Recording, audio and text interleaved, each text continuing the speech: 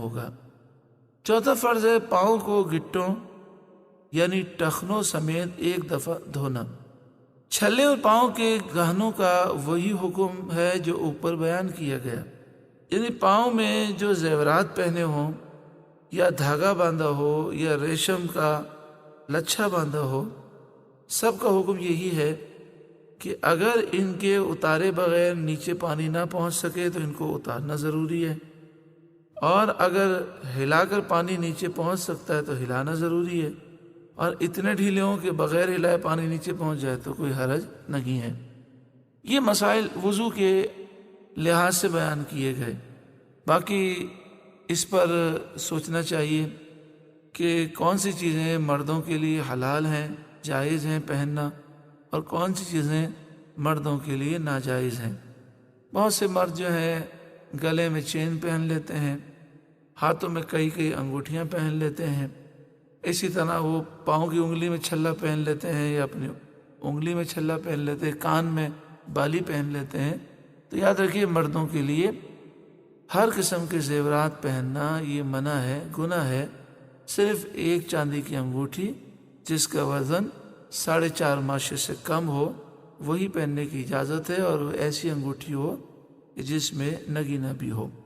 آگے فرمایا بعض لوگ کسی بیماری کی وجہ سے پاؤں کے انگوٹھوں میں اس قدر کھینچ کر تاگا یعنی دھاگا باندھ دیتے ہیں کہ پانی کا بہنا درکنار دھاگے کے نیچے تر بھی نہیں ہوتا۔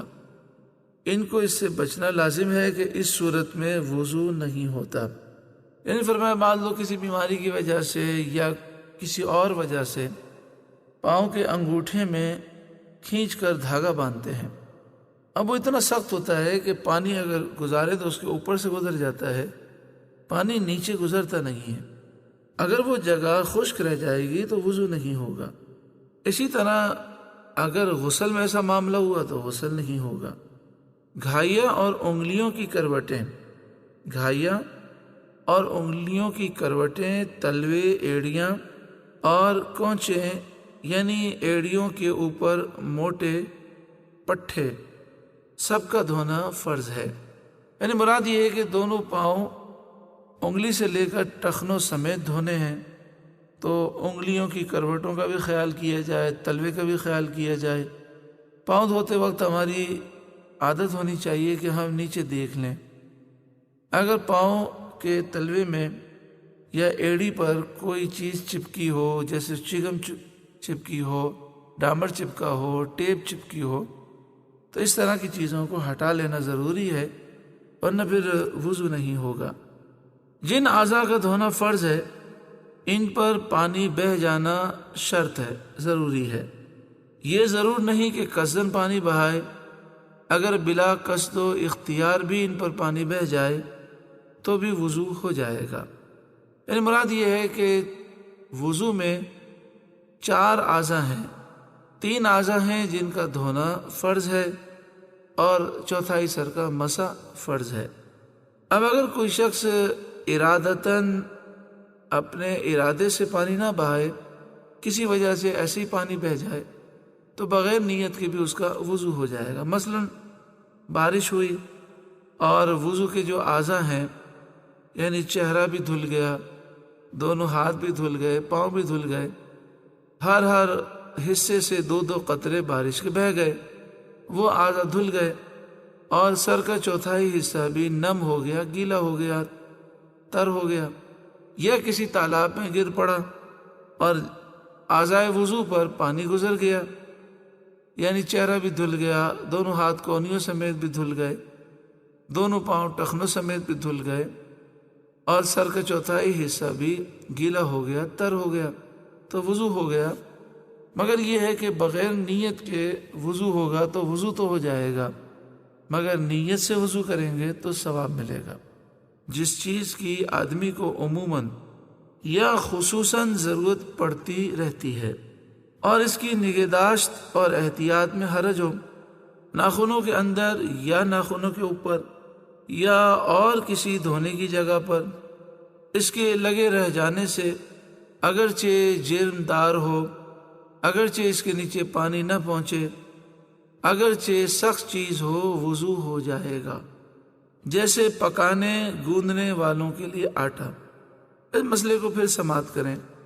جس چیز کی آدمی کو عموماً یا خصوصاً ضرورت پڑتی رہتی ہے، جیسے لوگ جو کھانا پکاتے ہیں، روٹیاں بناتے ہیں، آٹا گوندتے ہیں، تو انہیں آٹا گوندنے کی بار بار ضرورت پڑتی ہے، عموماً یا خصوصاً ضرورت پڑتی ہے۔ اور فرمایا اس کی نگہداشت اور احتیاط میں حرج ہو، یعنی یہ وضو کرتے وقت اچھی طرح دیکھ تو لے، لیکن چونکہ روزانہ کا کام ہے اور کئی گھنٹوں کا کام ہے، اس میں ظہر کی نماز بھی پڑھنی ہے، عصر بھی پڑھنی ہے، مغرب بھی پڑھنی ہے، تو بار بار وہ جب احتیاط کرتا ہے تو احتیاط اس سے ہو نہیں پاتی۔ باوجود احتیاط کے ناخن کے اوپر یا ناخن کے اندر یا کسی دھونے کی جگہ پر وہ چیز جمی رہ جاتی ہے، جیسے گوندنے والے کے ناخن پر آٹا جمع ہوا رہ گیا، اور وہ جرمدار بھی ہوتی ہے، اس کی تہہ بھی ہوتی ہے، اس کے نیچے پانی بھی نہیں پہنچتا، وہ چیز بس اوقات سخت بھی ہو جاتی ہے، تو اگر اس حالت میں وضو کر لیے تو وضو ہو جائے گا، لیکن جب نظر پڑے تو اس کو دور کر کے اس کے نیچے پانی بہا دیں۔ ہاں، وضو کرتے وقت احتیاط کریں، جتنی جگہ نظر آ رہی ہیں احتیاط سے ان کو صاف کر کے وضو کر لیں، لیکن اگر اس کے باوجود وضو میں کوئی جگہ رہ جائے تو وضو ہو جائے گا، اس سے جو نماز پڑھی ہوگی وہ نماز بھی ہو جائے گی، پھر جب معلوم ہو تو اس جگہ کو صاف کر کے پانی پھر بہا دیں۔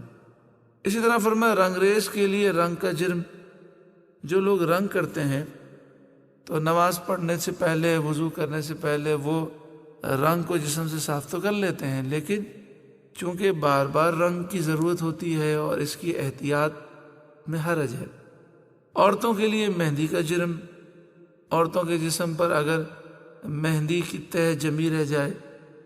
لکھنے والوں کے لیے روشنائی کا جرم، یعنی جو لکھتے ہیں ان کے جسم کے کسی عضو پر انک کا جرم، انک کی تہہ جمی رہ جائے۔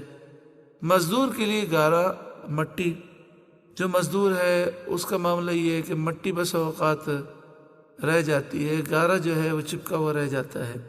عام لوگوں کے لیے کنویں یا پلک میں سرمے کا جرم، یعنی پلک میں یا آنکھوں کا جو کنارہ ہے وہاں پر اگر سرمے کی تہہ جمی رہ گئی، توجہ نہ رہی تو وضو ہو جائے گا۔ اسی طرح بدن کا میل، مٹی، غبار، مکھی، مچھر کی بیٹ وغیرہ اگر وہ جمی رہ جائے اور توجہ نہ رہے تو وضو ہو جائے گا، نماز بھی ہو جائے گی۔ جب معلوم ہو تو پھر اسے جدا کر لیں اور پانی بہا دیں۔ اب یہاں فرمایا گیا عورتوں کے لیے مہندی کا جرم، تو اگر مرد کے ہاتھوں پر مہندی کا جرم رہ جائے گا تو یہ اس کے لیے عذر نہیں ہے۔ اسی طرح مزدور کے لیے گارا مٹی، تو عام آدمی جس کا کام مزدوری نہیں ہے اس کے لیے گارا مٹی جو ہے وہ عذر نہیں ہے، کیونکہ عموماً یا خصوصاً اسے اس کی ضرورت نہیں پڑتی۔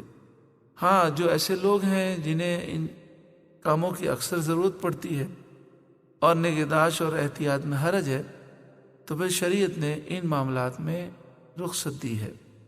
آگے فرمایا کسی جگہ چھالا تھا اور وہ سوکھ گیا، مگر اس کی کھال جدا نہ ہوئی، تو کھال جدا کر کے پانی بہانا ضروری نہیں، بلکہ اسی چھالے کی کھال پر پانی بہا لینا کافی ہے۔ پھر اس کو جدا کر دیا تو اب بھی اس پر پانی بہانا ضروری نہیں۔ مسئلہ بالکل آسان ہے۔ اگر کسی جگہ چھالا تھا وہ سوکھ گیا، لیکن سوکھنے کے باوجود اس کی جو کھال ہے وہ موجود ہے، تو اب وضو کرتے وقت کھال کو جدا کر کے نیچے پانی گزارنا ضروری نہیں ہے، چھالے کی کھال کے اوپر بھی پانی بہا لیں، وضو ہو جائے گا۔